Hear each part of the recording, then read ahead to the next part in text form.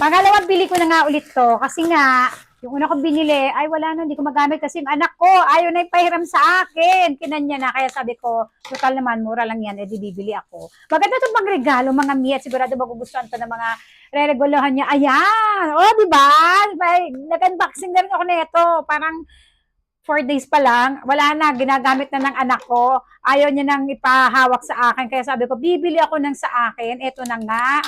At may ang ganda nito. Kasi nga, no need mo nang maglagay ng headset sa tenga mo kapag ka may kausap ka or magpapa-music ka o kaya nagda-drive ka. At ito, dalawa yung lens niya. Merong clear at meron ding kulay black. Pwede mong palitan kapag ka nasa mainit kang lugar, yung maaraw, di ba masakit sa mata, palitan mo ng ng black. Ito yung kanyang packaging. Ganito yung itsura niyan kapag ka bumili ka. Ayan, ganyan. Ito yung kanyang pinaka salamin, pero ito muna mga kasama niya ipapakita ko sa inyo. Ito yung pang-charge niya, dahil nga smart glasses siya, syempre kailangan naka-charge siya. At ito yung sinasabi ko sa inyo, may palibre, napapalitan po yan. Yung anak ko nga, sosyal, papalit-palit. Sabi niya, dala ko yung nanay para kapag nasa labas ako ng school, syempre yung araw, pinapalitan niya daw ng ganito. Pag nasa loob na siya ng, ng school nyo, ng school nila, pinapalitan niya naman ng clear. At meron din siyang panglinis at ito yung kanyang manual. Ayan. I-charge mo lang siya. So, ganito yung tsura niyan. Pakita ko sa inyo. Mamaya na natin to ilagay itong box.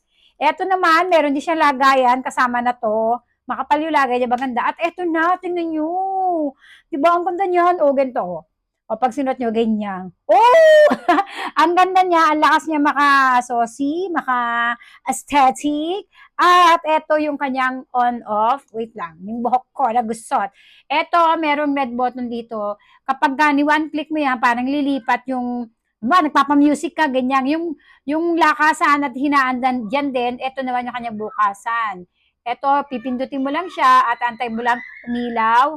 Ito niyo yung ilaw dito. Wait lang. Nagbi-blink siya. Yun, nagbi-blink-blink ng blue. So, ibig sabihin, on na siya. Nagsasalita siya. Wala yung phone ko dito. Isa kukunin ko sana para makapagpa-music tayo. I-on mo lang yung Bluetooth neto. Tapos, ang Bluetooth name niya, ito. Ayan, AIMB V3. Yan yung Bluetooth name niya. I-connect mo lang siya. And there you go. Pwede ka nang mag-receive ng call. Pwede kang tumawag gamit to. Kung ba, nasa sasakyan ka, di ba?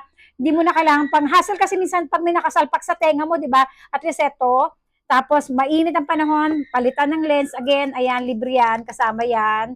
And i-charge mo dito. Ayan na naman, nagusot naman ng hair natin. Ito, ganito yung pang-charge niya. Ang ingay ng mga bata sa labas, grabe.